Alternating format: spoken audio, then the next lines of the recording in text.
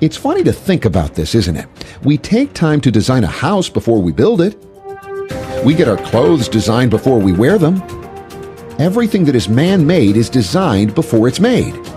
At least we had an idea before the outcome was decided.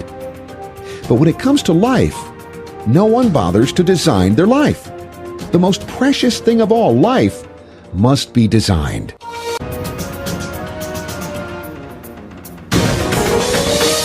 Now, here's an interesting revelation for you.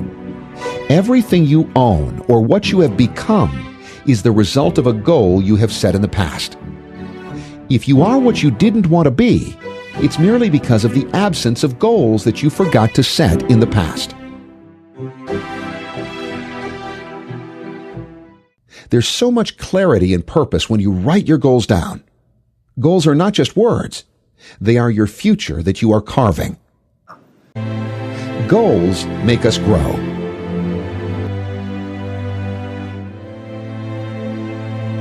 If we want to discover the unlimited possibilities within us, we must find a goal big enough and grand enough to challenge us, to push us beyond our limits, to discover our true potential. It's very important to jot down whatever comes to your mind. Let go of any judgments or self-imposed limitations. Put your dreams and goals down on paper. In this session of the program, you're going to identify and write down your material goals or possessions you'd like to have, whatever you want to call it. You can write down anything you want to have within a year or the next 20 years.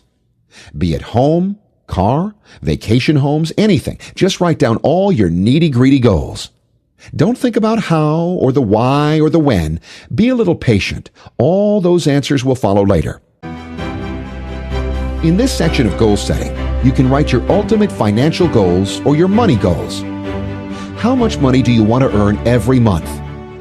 What annual income do you want to have? What is the net worth you want to have? How much do you want to make in 1 year after taxes? What are your investment goals? Write down anything related to finance, savings, investments, real estate, mutual funds, stocks and shares, contingency funds, etc. What are your business goals if you're a business person? Write all your business goals. What do you want to achieve within a year or 20 years from now in terms of your business goals? What is your dream business? Create a set of definite, measurable, achievable, concrete numbers, numerical targets. Are you leading your dream business?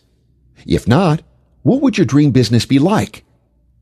How many people do you want to impact in your lifetime through your business, your products, your services? How many customers do you want to serve in the next 1 year? Remember, goals must be time-bound. Against each goal that you've written down, write a timeline next to it. A timeline is the deadline to accomplish your goals. If it's 1 year or less than 1 year, write 1 or mark 1 next to that goal. Write 3 for 3 years, 5 for 5 years, and 10 and 20 for the next 10 and 20 years. Write the timeline you think it's possible for you. Feel it from your gut. Do not think about how you are going to achieve it. Just write a timeline that you think is more realistic and is possible by you to achieve during a particular time frame. Now, pick the top 3 goals you want to achieve within a year from each section. If you have so many goals, choose the top 3 goals according to your priority. Pick 3 goals from each section that you want to achieve within a year. Writing the why of your goals is the subconscious process in goal setting. If you're clear on the benefits, you're willing to pay the price. When you know the reasons for setting that goal, you'll find enough motivation to achieve that goal. Write your motives and reasons why you chose that goal. For each goal listed, write the reasons why you wish to have it. Your why can be attached to a feeling or sensation you get when you accomplish the goal.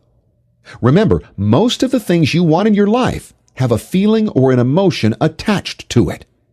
The need for something is actually the need to experience a particular feeling. Now write that feeling. What is that feeling you derive from accomplishing a particular goal? Write it down. When I meet this goal, my sensation will be, followed by your answer. Write that sensation. How do you feel when you fulfill this goal?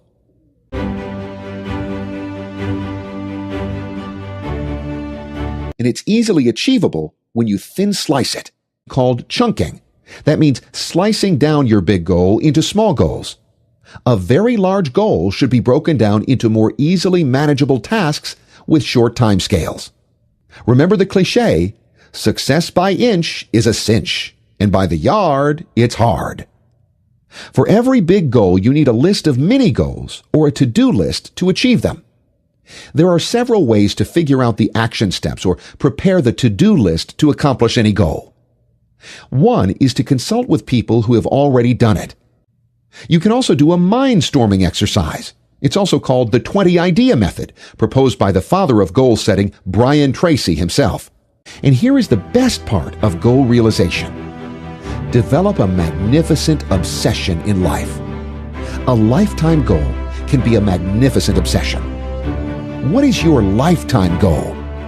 How do you want to be remembered by the generations that come after you?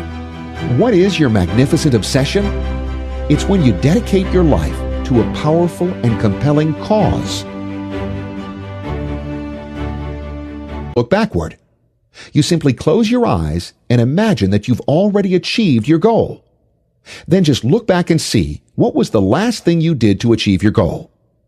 And then the thing before that, and the thing before that, until you arrive at the first action you started with. That is starting from the end. How am I going to achieve this goal?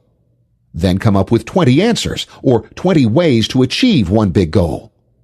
You need to generate 20 different answers to your questions. Write your goal as a question first, then force yourself to write 20 answers. Keep asking, how am I going to achieve this goal? How am I going to achieve this goal? How am I? How am I? How? Keep storming your mind. Write a list of possibilities. Make a list of all the possible things that you can do to take your goals forward. Select the answers that you're going to act on immediately. As you take action on one idea, another action will come up.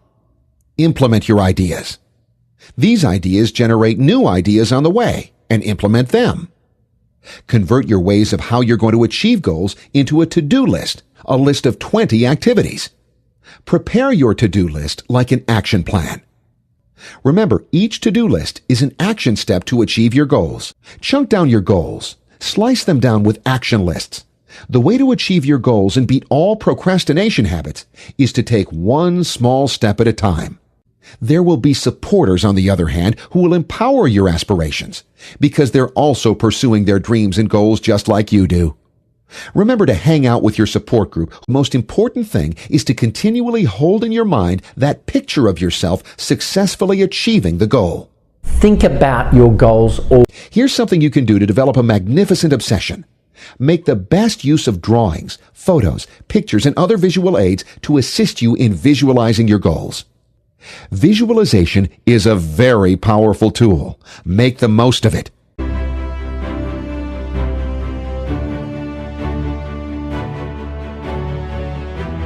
Constant visualization leads to an obsession. When it's supported by action, it will become a magnificent obsession. Number one success trait of highly successful people is not that they start a lot of things. It's that they finish the things they start. Everybody who's ever achieved anything worthwhile had to overcome obstacles. So the question is not, will you encounter the obstacles along the path, but how will you choose to deal with them when they come up? When something isn't working, well, come up with alternative plans and activities to achieve your goals. When you implement your strategy, the great news is that a lot of times it will work, but the bad news is sometimes it won't. And when it doesn't, you need to be flexible. You need to adapt. You need to be able to be focusing on adjusting a little bit by bit by bit. Whenever you don't get the result that you want, you adapt, you become flexible. Whenever you don't get the feedback, you again learn from that feedback, you adapt it. Whenever you start to find yourself in a position where you're not going towards your goal, you're able to be flexible so that you're able to get back on track. Sometimes it might mean flexible about the particular goal itself. But what's imperative is that you're being as flexible as possible so that no matter what happens, you're always coming up with creative and innovative ways to move towards where you want to get to. Flexibility is key. When your plans aren't working, you may get disappointed. And at times of frustration, you'll be attracted to dream stealers. Beware of goal critics and dream stealers. And here's another thing about your goal. When you set your goals, only share them with people who are going to build them, inspire them, encourage them, and hold you accountable to them. Don't share your goal with dream busters, vision stillers. Don't share your goals with people who are energy vampires, those individuals who never thought they could do it, and so they don't want to believe you could do it either. Be kind to your future. Be kind to yourself on who you share your goal with. And then lastly, when you share your goals with people, don't expect everyone to believe them. Don't expect everyone to see it with you. Because I call him God, you call him whatever you choose. But when God gave you the vision for that goal, God only gave it to you. God didn't give it to everyone. So if you're the only person that can see your goal, you're the only person that can get the vision, know it's because it was given to you. There really is no magic to this at all. By our very nature, we are goal-seeking creatures. Your brain is always trying to align your outer world with what you are seeing and expecting in your inner world. What you instruct your brain to look for, the things you want, you will begin to see them. In fact, the object of your desire has probably always existed all around you, but your mind and your eyes weren't open to it. You see, we are surrounded with billions of sensory, visual, audio, physical inputs of information each day.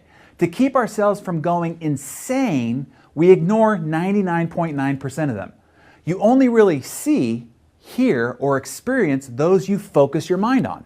Does that make sense? Here's another example. Take this simple test. In the room that you're sitting in right now, count the number of red items that you see. Take 5 seconds and count as many as you can. Go. How many items did you count? Now, without looking, eyes closed, how many items in the room do you remember that were blue? You probably can't recall many at all. Now open your eyes and focus on all the blue items that you see around the room, and you'll probably see a lot more than you remembered. Why? Because the first time you weren't looking for them. Thus, you didn't see them. In your first reality, they didn't really exist at all. So when you define your goals, you give your brain something to focus on and look for. You give your mind a new set of eyes to all of a sudden see all the people, circumstances, conversations, resources, ideas, creativity, and otherwise so it can go about matching up on the outside with what you want on the inside, your goal.